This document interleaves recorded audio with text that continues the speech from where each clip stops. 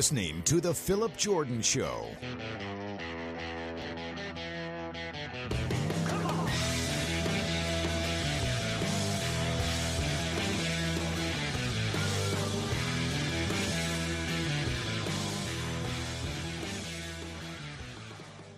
Wake up! Welcome in, everybody, on this Thursday morning to another edition of the Phillip Jordan Show, watching on YouTube, coming from Studio B.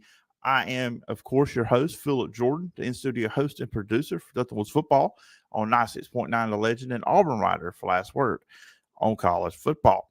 On today's show, I'll be joined by Dan Peck from ESPN 106.7 in Auburn. We'll talk some Auburn basketball, Auburn spring practice and football, and also some women's Troy's basketball, because Dan is the play-by-play broadcaster for the Troy women's basketball team as they head out to Pensacola for the Sun Belt Conference Championship tournament. So we will be talking about that with Dan. Of course, we got a lot of news. We got some Nick Saban stuff to talk about. Why did he retire? Chris Lowe from ESPN had a big article on that came out on Wednesday. We will discuss that and some other headlines going around the Southeast, college football, college basketball, just a bunch of interesting stuff to discuss on today's show.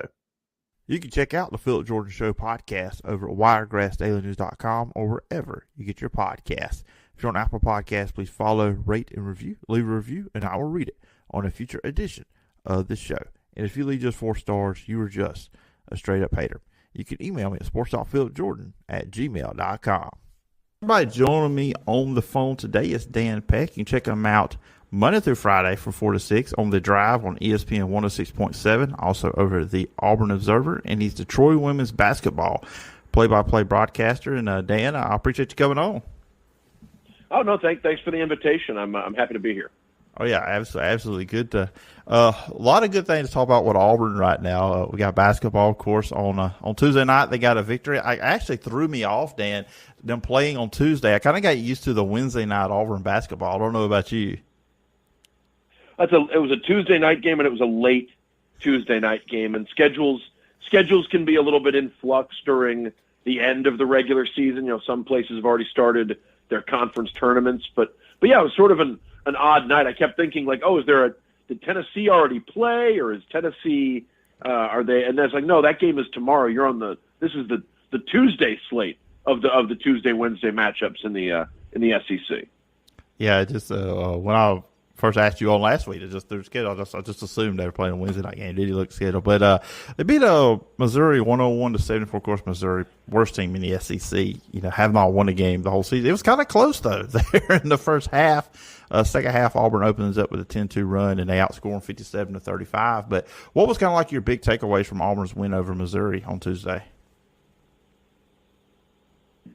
Yeah, so Bruce was trying to warn people that even though Missouri's win-loss record, and especially their conference record, is well below average.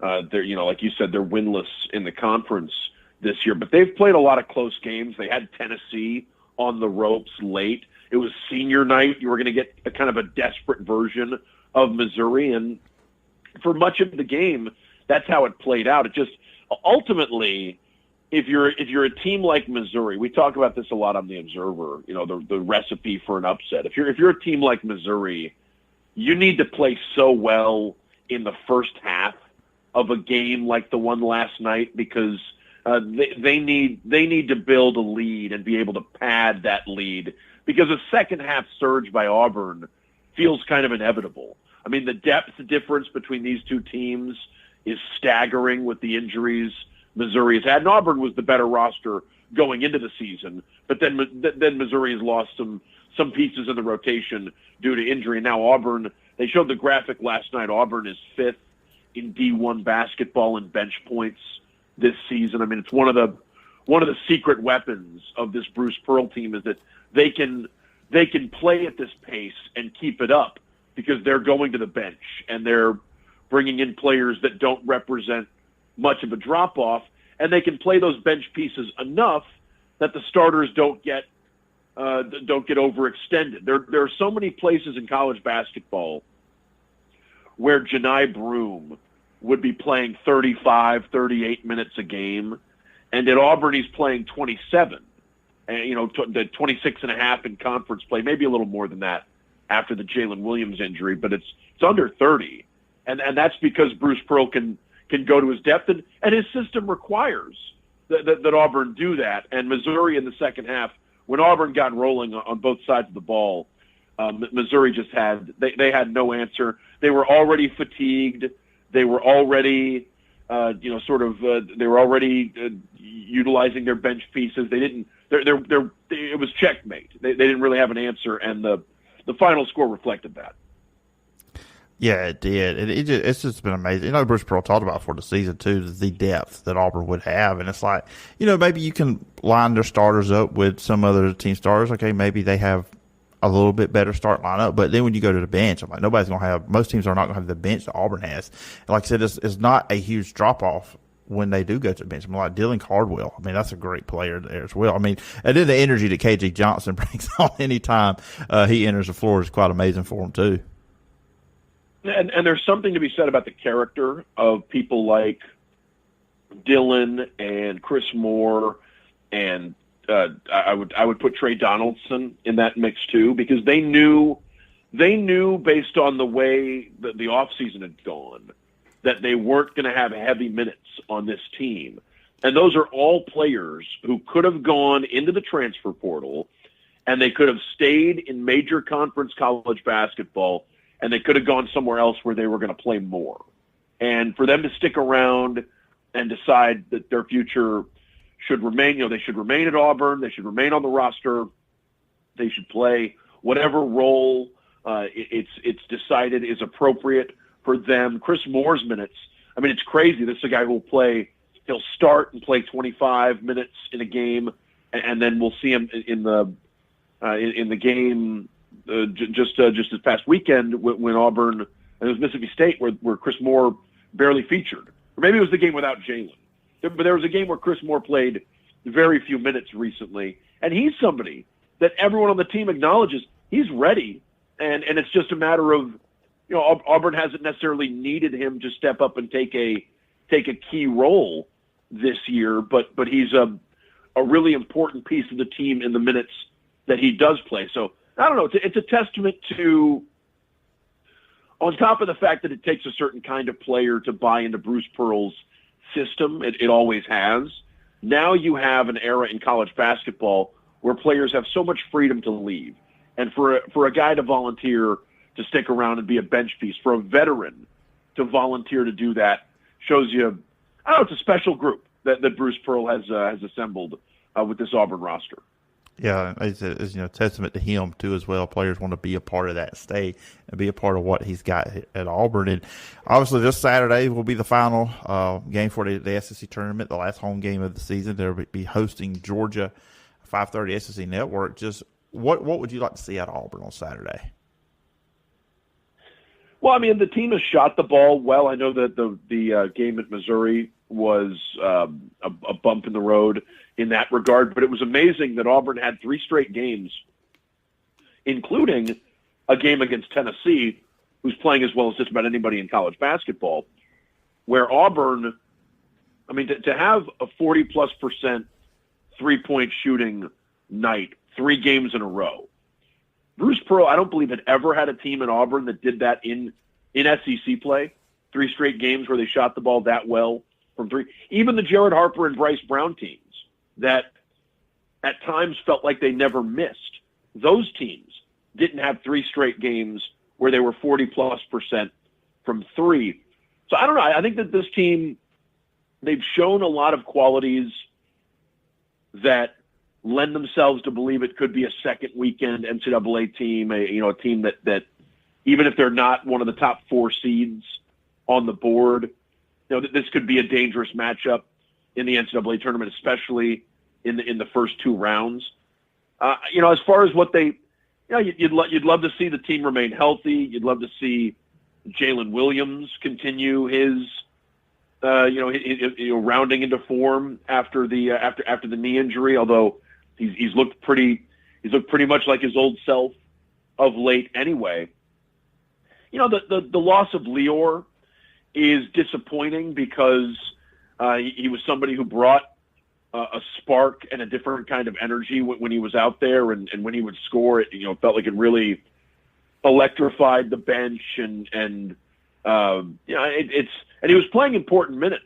He was a guy who was in the rotation there, so now Auburn has to figure out what exactly to do with the minutes without Leor Berman in the rotation anymore. But no, I think just continuing to see the solid point guard play, quality shooting, and the trademark defense that has made them so dangerous all year.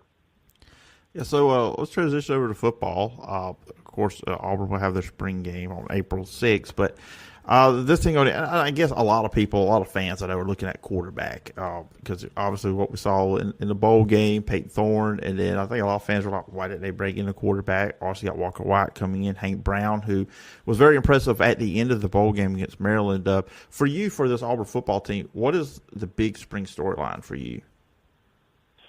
I mean, I would think that watching Peyton Thorne, although I don't know what kind of answers we're going to really get in the spring, seeing Peyton Thorne continue to grow and leave his mark on the program. I think he represents Plan A for this Auburn coaching staff and this Auburn team at the quarterback position. The Plan A would be Peyton Thorne, who has played a lot of college football, and the other guys on the roster right now have played relatively none compared to Peyton Thorne when you look at Holden and Hank and Walker. And that's not to say like there's potential in that room. Any one of those guys could step up and make a push to be the starter.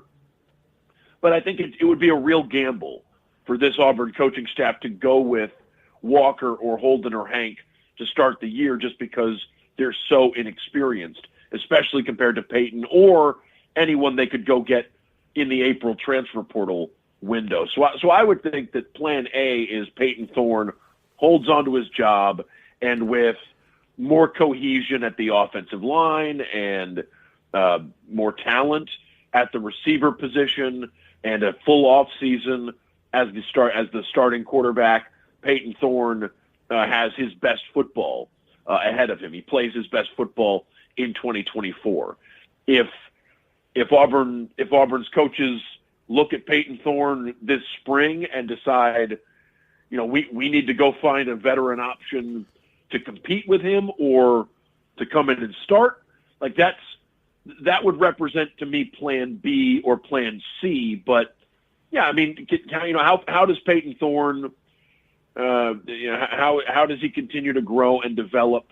Luke Deal had a lot of really interesting things to say about Peyton Thorne. We were talking to players last week about how, Luke Deal thinks that in this new era of college football, a lot of guys are in a position where in their second year, their first full year at a school, they can take a big step forward just because so much is taking your attention away from football and so much is new and different when you switch teams as a college football player. Auburn has a ton of second-year guys, including Peyton Thorne, who, if that theory, if there's something to that, Auburn has a bunch of guys that could theoretically take a leap forward because, they know what to expect as an Auburn football player, and now it's a matter of growing and developing and sharpening whatever you need to do to be a better player in your second year with the program.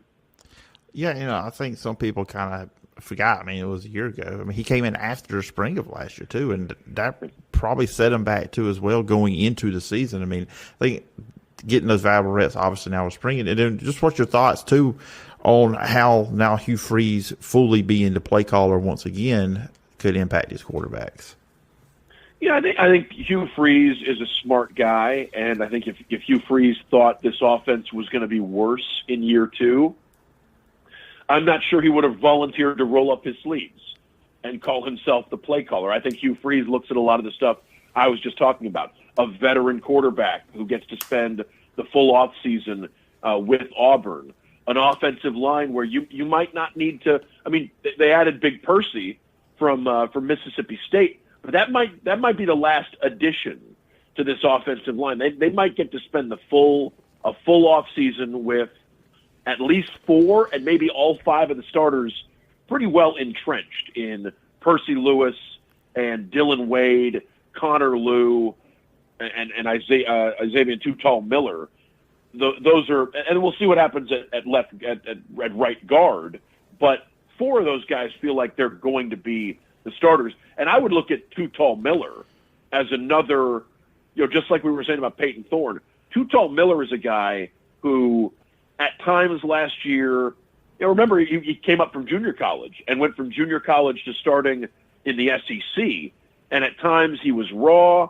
I've had people describe his performance at times as he was in over his head against top tier SEC pass rushers. That's a guy to me, and it's hard to pick a breakout figure who doesn't touch the ball, but I think Too Tall Miller could make a big jump forward in his second year of major conference college football. And if Auburn has a proven SEC left tackle in Percy Lewis and a right tackle making a big leap forward in Too Tall Miller, tackle has been a question mark at Auburn for so many of the last couple of seasons. That's been one of the storylines. And for Auburn to feel really good about its tackles, that's a reason why the play caller, whoever it is, whether it's Hugh Freeze or an offensive coordinator that he brings in, that's a reason for the play caller to feel very good about their chances of success. Yeah, then obviously the offensive line works, the quarterback's got time, and then now whoever's quarterback can get the ball into these talented wide receivers Auburn's got coming in that everybody's excited about. And it's difficult. Peyton Thorne talked a little bit about how it's difficult for receivers jumping from high school to major conference college football. Even the best receivers maybe struggle to adjust to the speed of the game, the complexity of the playbook, the quality of the opponent, the quality of the defensive back that they're facing. And so, I want to be careful about how much to expect from the true freshman quarterbacks. But I think between bringing back guys like Jay Fair and Caleb Burton, who have received rave reviews from the leadership, the leadership council, the players that we talk to, who provide sort of guidance about these things. Jay Fair, Caleb Burton, both guys who have gotten rave reviews this offseason. And then to bring in Lewis from Georgia State, who was a big play threat for a good passing offense in the Sun Belt. And I'm so intrigued by Sam Jackson because I remember getting ready for the Cal game last year, how explosive he seemed with the ball as a running threat playing quarterback for Cal. He's a guy who was a teammate of Peyton Thorne's in high school. They could have some chemistry from a long time ago. And I remember Cody Burns years ago talking about how switching from quarterback to receiver at the college level, especially if you're athletic enough to do it, your time as a quarterback has helped you understand defenses in a different way than your average receiver and made it easier to get open. And Cody thought that even though he was new to the position, he was able to bring some tricks as a quarterback with him that helped him get on the field. I think that might be the case for Sam Jackson, the Cal transfer as well. Leaving on the defense, all the assistants, bringing DJ Durkin in, of course, Charles Kelly coming in as well as an assistant, Wes McGriff coming back. When you look at DJ Durkin, what are your expectations out of the defense? I wonder if my expectations would have changed no matter who they hired as defensive coordinator. So much of it seems to be based around the personnel. I think if you're talking about second-year players, that seems like a common. It's a pretty common refrain when you look at this Auburn team because they went to the transfer portal so much in Hugh Freeze's first season. But a guy like Keldrick Falk, right, like a breakout year for a 5-star coming out of high school who played a lot as a true freshman, that would go a long way towards helping whoever is calling the plays for the Auburn defense. I'm really intrigued by Champ Anthony. Champ Anthony played, he was a late arrival out of junior college that sort of, he took I think people were expecting Champ Anthony to have to wait a year while some other options got on the field. But Champ Anthony was kind of undeniable when you look at the young options Auburn had at corner, and he was the one playing often last season when Keontae Scott had to leave the field. So now Keontae slides over to corner, and I think Champ Anthony could step in and play a lot of those slot corner nickel snaps that were going to Keontae last year, and that's become maybe I don't want to rate positions in terms of importance, but that position has become so much more important in the last few years of college football. The proliferation of the spread that used to be, your third or fourth best corner would be the guy you'd play there in the slot, and now it's a unique skill set, and sometimes it's the best, most talented guy in the secondary is having to play that role because teams are increasingly putting one of their most talented players in the slot to match up with whoever's doing that. So yeah, I'm intrigued by what kind of sophomore season at Auburn Champ Anthony could have this upcoming year. Yeah, it's going to be interesting. And, springtime is a great time. We get to see more of this. A lot of people be excited to see spring game. Even though we don't see a lot, we still get excited to see the team out there on the field practicing and playing a spring game. Real quickly, last before I let you go, as I mentioned off the top, Troy women's basketball play-by-play. Of course, the Sun Belt tournament is going on this week down in Pensacola. Troy will not play till 7:30 on Friday night, and they will play the winner between Louisiana and Arkansas State. Just going in this tournament, what do you see as some keys for the Troy women to come out to win the Sun Belt Conference tournament? Trojans have played very well in Sun Belt play this year. 15-3 would usually win you the league, but Marshall went 17-1 because of quirk in the Sun Belt scheduling. Troy and Marshall did not play in the regular season this year. There's one team randomly in the 14-team league that you don't play in your scheduling based on the rotation. This year, Troy and Marshall did not play, so you've got 1 and 2 in the regular season having not played. They're both they're the two best offenses in the league. They're both very fast. They pressure you on both sides of the court. For Troy, I think it's just a matter of taking care of the ball, playing your style of basketball, and remembering. I don't know. At times, Troy can fall in love with the 3-point shot or fall in love with long twos. Maybe the two best post players in the conference, 2 of the 3 best post players in the whole conference are Troy Trojans, Ty Porcher and Jamia Sticks Hollings. And so I think if those two are able to produce, it's just tough for other teams in the Sun Belt to match up with Troy. Troy's got outstanding guards as well, but the posts have been the engine behind a lot of Troy's success of late. And Troy's playing their best basketball down the stretch. Maybe the 2 best games Troy played in the regular season were the 2 final games to close out the 24 season in the Sun Belt. So I think, Troy likes their chances going to Pensacola. Confident team. And we're going to see what happens at the Bay Center.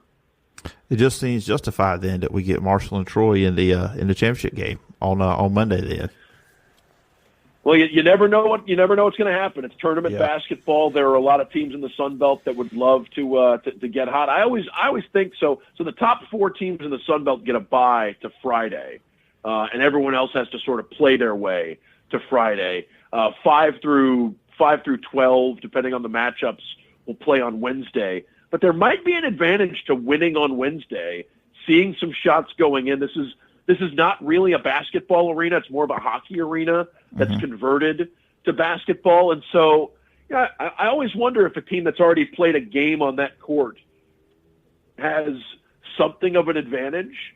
And so there's and there's also a week-long layoff for the teams playing on Friday. So it's been an unpredictable tournament in previous years. I think that the top 4 seeds should most likely be the teams playing on Sunday in the semifinals. That would be Troy, James Madison, Marshall, and Old Dominion. But a team like Southern Miss could make a run. They're probably going to play James Madison on Friday. There's an App State team that's playing as we record this. If they win, they would get top seed Marshall on Friday. App State's been one of the better offenses in the conference. So I think there's the possibility for drama, but a Troy Marshall matchup on Monday in the finals would have a heavyweight title fight kind of feel to it. Yeah, absolutely. So it's going to be fun. Obviously, down here where I'm at in Dothan, we're always cheering on Troy and everything they do. And Dan, it's been fun having you on. I've kept you a few more minutes longer than I told you I would when I reached out, but I appreciate you coming on the show. If the viewers want to check you out online, where can they find you and all the work you're doing? All right, so I'm on Twitter, which I'm only calling Twitter. I'm on it at DNPCK. You can also find me on Instagram. I've vowed to get more active on Instagram this year, and I have posted once. So you can find me at DNPCK on Twitter and Instagram. The Drive is the show I do with Bill Cameron in the Auburn-Opelika market on the radio, 4 to 6 in the Auburn-Opelika area on ESPN 106.7, live on the internet at ESPNAU.com. You can also listen to the podcast. Just search for The Drive with Bill Cameron on your favorite podcasting platform, or go to ESPNAU.com and use the podcast center. Justin Ferguson has allowed me to contribute to the Auburn Observer. That podcast is available on your favorite podcasting platform, or go to auburnobserver.com, find out how to subscribe. And like you said, I do the radio play-by-play for the Troy women, for the Troy women's basketball team. And so you can find them on Troy's official social media platforms. You can listen to games, TroyTrojans.com/watch if you want to listen live. Like you said, I'll be Friday night. I'll be doing the game against whoever Troy's opponent is down in Pensacola. All right, sounds good. Everybody go check Dan out. Go listen to the broadcast for the Troy women in the Sun Belt Championship tournament there. And Dan, once again, appreciate the time, and I hope we can do this again sometime down the road. Oh, absolutely, Phillip. Best of luck, and thanks again for the invitation. 96.9, The Legend, is your connection to classic country legends. But Digio Strategies has other options too. News Talk 103.9 is your source for America's top news and entertainment shows, like Rick and Bubba in the morning, Glenn Beck from 9 till 11 a.m., and Clay Travis and Buck Sexton middays from 11 a.m. till 2 p.m. Sean Hannity, Lars Larson, Ben Shapiro, Matt Walsh, and others fill your day with the latest news and views from America's top conservative voices. America at Night and Coast to Coast AM keep you company and connected throughout the night. Plus, Fox News, the Alabama Radio Network, and Wiregrass Daily News keep you informed with national, international, state, and local news. And with more musical choices like All the Hits, 106.7 KMX, Today's Country, 95.5 WTVY, and Music 107.7, Digio Strategies gives you more choices and more variety. Listen on air, online, and on our apps. 96.9 The Legend is just the beginning. All right. Once again, thanks to Dan Peck for coming on the show. Check out him on The Drive Monday through Friday from 4 to 6. Of course, the Auburn Observer. And once again, Troy women's basketball this Friday night at 7:30 on ESPN Plus. If you want to watch it, but you can listen to him, as you heard there, as they try to win the Sun Belt Conference Tournament Championship. All right, so real quickly before we get out of here, we're already at close to 30 minutes. Some news to go around from the last couple of days. We're actually going to start off with basketball here. I know everybody's wanting to probably talk about the big story that came out on Wednesday about Nick Saban. But first, let's look at some basketball stuff here. The Tennessee Volunteers clinched the SEC regular season title on Wednesday night by defeating South Carolina 66-59 on the road. Another big game for Dalton Connect. He had 26 points on 5 of 11 from downtown. Of course, on Tuesday night, Alabama did lose their second consecutive conference game by losing to Florida 105-87. Now, if Tennessee beats Kentucky, Auburn beats Georgia, Auburn has a chance. There's probably some other tiebreakers in there to finish second in the SEC, which would push them off to not playing until Friday, which would be key for Auburn. But we'll see what happens with Georgia. We'll see what happens during the weekend as well. Tennessee and Kentucky do play, which with Tennessee now clinching the SEC regular season title, the number one seed in the SEC. But also, they're still trying to get the number one seed in NCAA tournament. So, they're going to be coming out trying to continue that stretch going. Now, on Wednesday, we had a massive article, very informative and eye-opening article from Chris Lowe over at ESPN. I'm going to read some of the quotes here from that article. Of course, it's talking about why Nick Saban retired, what happened there, what was the purpose of this. Of course, and it was kind of interesting in article 2 because it says after the 22 season, Saban did form AD Greg Byrne that he was nearing the end of his Hall of Fame career. So he already knew what you had to think. Okay, Nick Saban, his age is getting closer to the end. So you always got to probably have that in the back of your mind. Okay, I had to have some names here. But really, the Nick Saban stuff is really the most intriguing stuff to me. In the article, it talks about after Alabama's 27-20 overtime loss to Michigan in the college football playoff semifinal on January 1st. So that was a hard one for Saban to digest. So not only was Saban upset about the way his team played, he was especially disheartened about some of the things that happened afterward in the Rose Bowl locker room and back on campus when he met with some players. One of the quotes in the article from Saban said, "I want to be clear that wasn't the reason, but some of those events certainly contributed." Saban talking about his decision to retire. "I was really disappointed in the way that the players acted after the game. You got to win with class. You got to lose with class. We had our opportunities to win the game, and we didn't do it. Then showing your butt," I'm going to edit some of the language here, "and being frustrated and throwing helmets and doing that stuff. That's not who we are and what we promoted in our program." Saban also goes on to say in the article, "I thought we could have a heck of a team next year, and then maybe 70 or 80% of the players you talk to, all they want to know is two things. What assurances do I have that I'm going to play because they're thinking about transferring, and how much are you going to pay me?"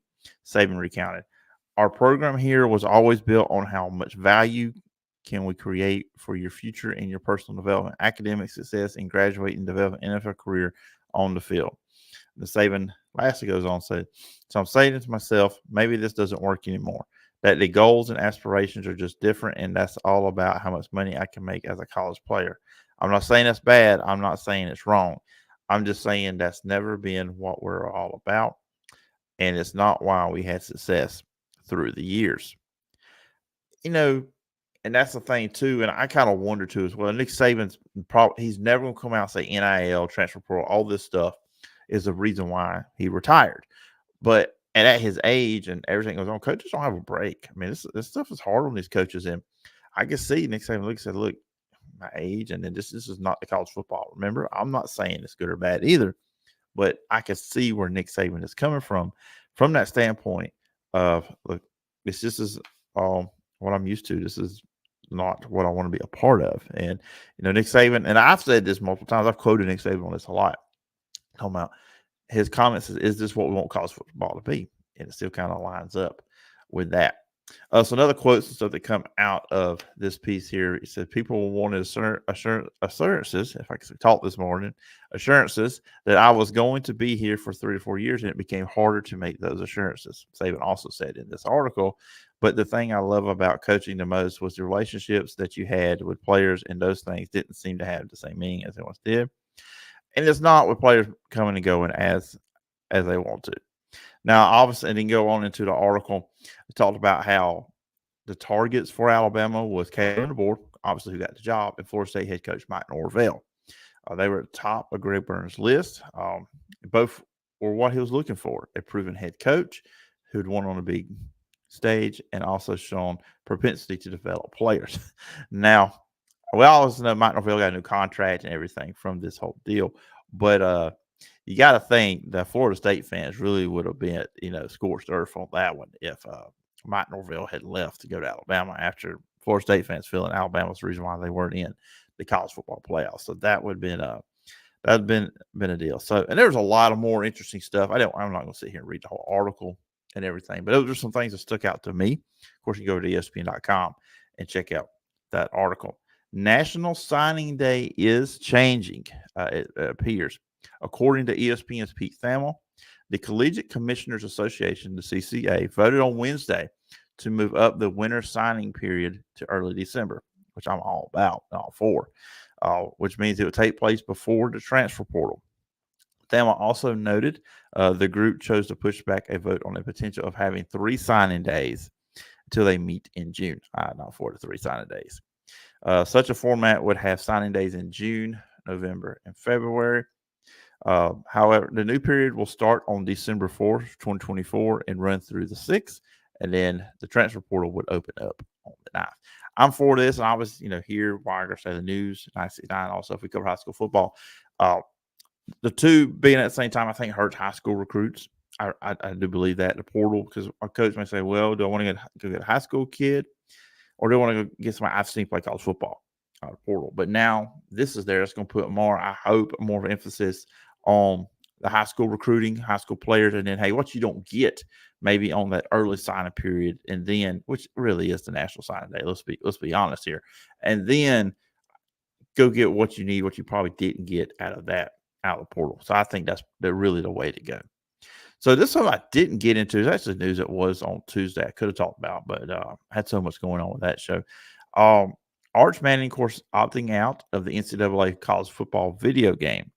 Now, this comes from Orange Bloods, who that's our website that covers Texas.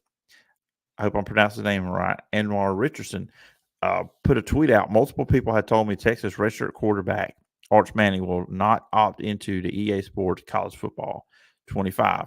He said, I'm told Arch is focused on playing football on the field.